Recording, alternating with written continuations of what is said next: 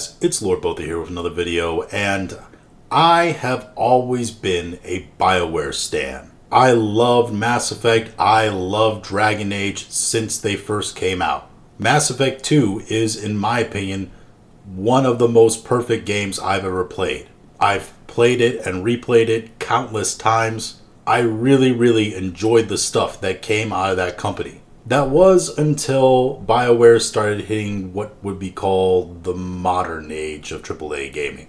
That would be around the time Mass Effect Andromeda was released.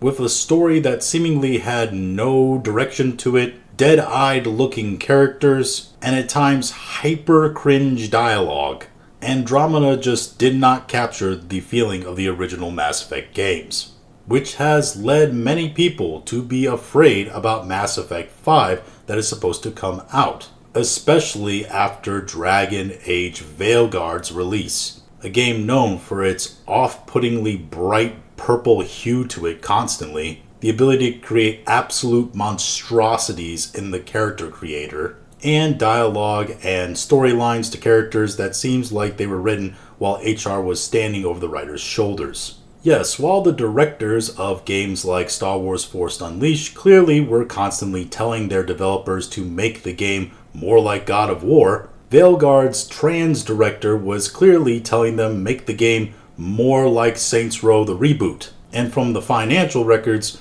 they're getting pretty much the same result, except they're going to sell even less DLC, mostly because there's no DLC planned for Veilguard. The point is here that Mass Effect as a series, despite the fact that it didn't stick the landing really when it came to the ending of the third game, is still considered to be a highly beloved franchise in gaming. And BioWare knows that they need to make their fifth Mass Effect game a hit to be still financially stable, which is why with Veilguard's soft failure, shall we say, the director of the Mass Effect 5 game came out and said, hey, we are not affiliated with the Dragon Age studio guys. Our game is going to be photorealistic like the previous games. They're going to have a gritty, more mature tone to it, just like they've always had. Basically, don't play Dragon Age Veilguard and think that's what you're going to get from us. And while the creators of that game are running cover, trying to make sure that Mass Effect 5 doesn't get any bad press, we had this story release. This comes to us from Variety, Mass Effect TV series in the works at Amazon from Fast and Furious 9 writer. A Mass Effect TV series is officially in development at Amazon MGM Studios, Variety has learned exclusively. Daniel Casey is set to write and executive produce the adaptation. Karim Zarek will executive produce under his Cedar Tree Productions banner, and Ari Arad and EA's Michael Gamble also executive producing. Cedar Tree is currently under an overall deal at Amazon MGM Studios. Exact plot details are being kept under wraps. It was previously reported in 2021 that Amazon was in negotiations to develop a Mass Effect TV series, but there have been no updates on the project until now. So what we essentially get from this information is we know who is going to be working on the series, in terms of who's going to be at the top directing the series and have control as producers. One thing I will say is that Michael Gamble is involved.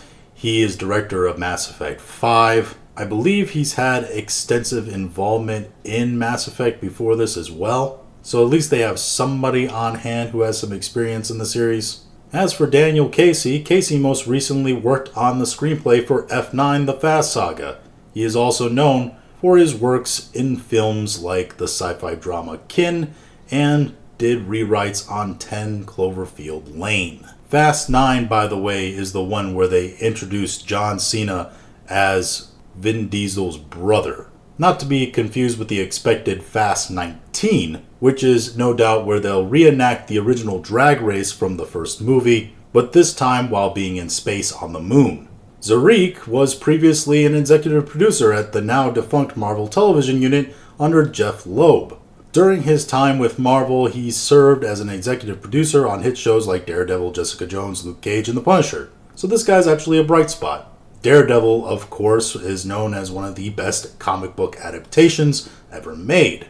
However, the fact that he is such a bright spot in this production, I wouldn't be surprised to see him leave it. Ari Arad has previously produced on adaptations of games like Borderlands.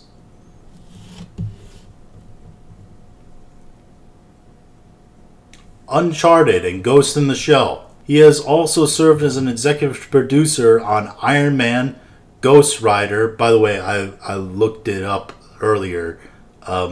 Ghost Rider, that is actually a Ghost Rider spin-off movie. It has nothing to do with actually Nick Cage's films or anything like that. And the 2006 Blade series, which I didn't even know that was a thing. I didn't know that existed. All I want to say is that this alone right here, Borderlands, should mean that he never touches another film or television adaptation of anything ever. If this guy wants to work in television still, send him to something like the OC. So essentially now we know who's going to be at the top of production for the series at Amazon, and to say it's mixed is putting it mildly. Most of the films and television mentioned with these guys have been not great. They've either been absolute critical failures or total financial bombs. That's not a good recipe.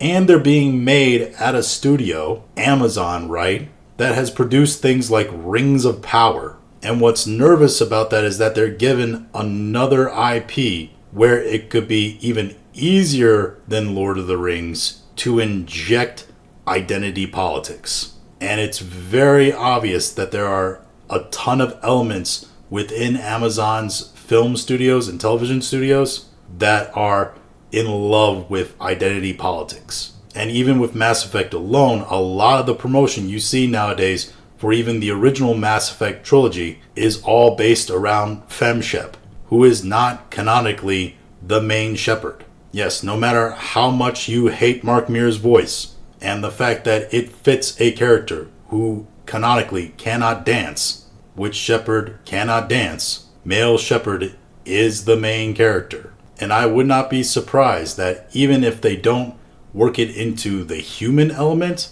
there's plenty of alien races where they're going to work in some kind of identity politics.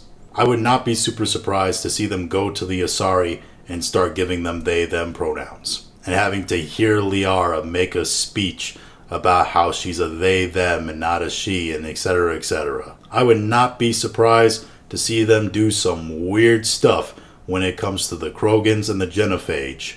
And you know they're going to do some weird stuff with the Hanar. They're floating jellyfish with tentacles. That's just asking to be messed with by these kinds of people. So to say I'm nervous about this series is is kind of an understatement. Listen, I liked Halo. I didn't love Halo. And the guys that I know that loved Halo when the Halo series came out, and it was as dog shit as it is, they went on a full crusade against this show.